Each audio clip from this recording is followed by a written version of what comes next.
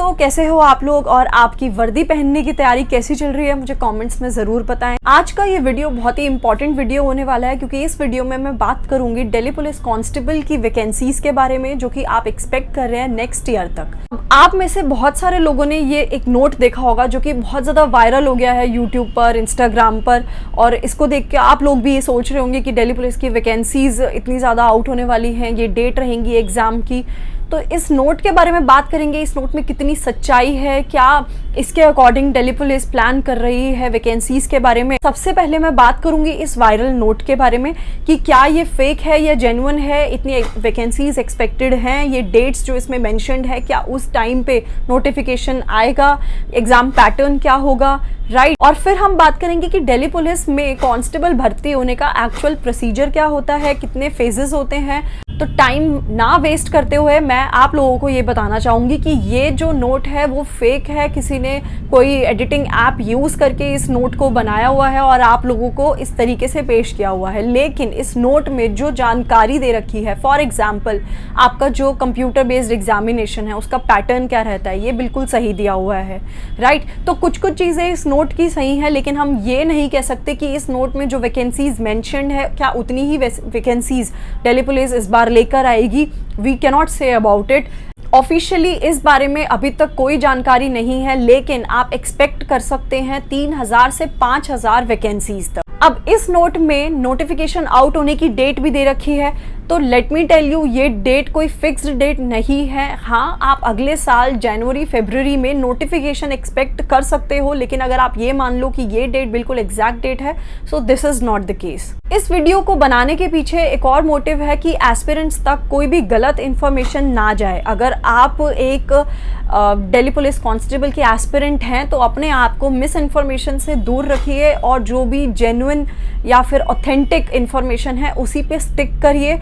हाँ, आप लोग एक्सपेक्ट कर सकते हैं वैकेंसीज नेक्स्ट ईयर जनवरी फरवरी में, तो उसकी तैयारी आपको ऑब्वियसली इसी टाइम से शुरू कर देनी है। इस वीडियो के सेकंड पार्ट को डिस्कस करते हैं कि अगर आपको दिल्ली पुलिस में कांस्टेबल लगना है तो इस एग्जाम में कितने फेजेस होते हैं, कंप्यूटर बेस्ड एग्जामिनेशन का क्या पैटर्न रहता है, देन फिजिकल एफिशिएंसी टेस्ट जिसको आप फिजिकल एंड्योरेंस टेस्ट भी बोलते हैं, इसमें आपको कितनी रनिंग आती है, लॉन्ग जंप कितना फीट होती है, मेल्स के लिए क्या प्रोसीजर है, फीमेल्स के लिए आपकी क्या रिक्वायरमेंट है। शुरुआत करेंगे हम कंप्यूटर बेस्ड एग्जामिनेशन से, जिसमें कि आपको 100 क्वेश्चंस पूछे जाते हैं और हर सही जवाब के लिए आपको 1 नंबर दिया जाता है और गलत जवाब के लिए आपका 0.25 मार्क डिडक्ट किया जाता है।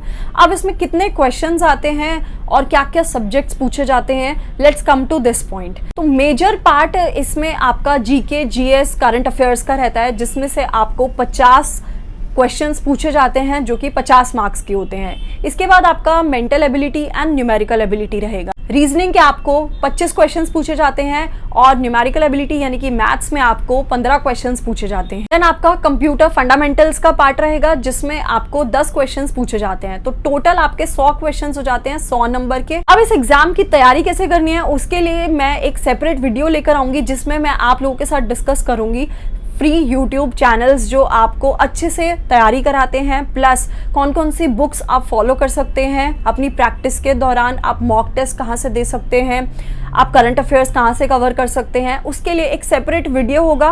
But don't forget to subscribe to my channel so that you don't miss out on that video. Once candidates का कंप्यूटर बेस्ड एग्जामिनेशन क्लियर हो जाता है, देन उनको physical endurance test and medical test के लिए बुलाया जाता है। ये दोनों एग्जाम आपका सेम डे होता है, राइट।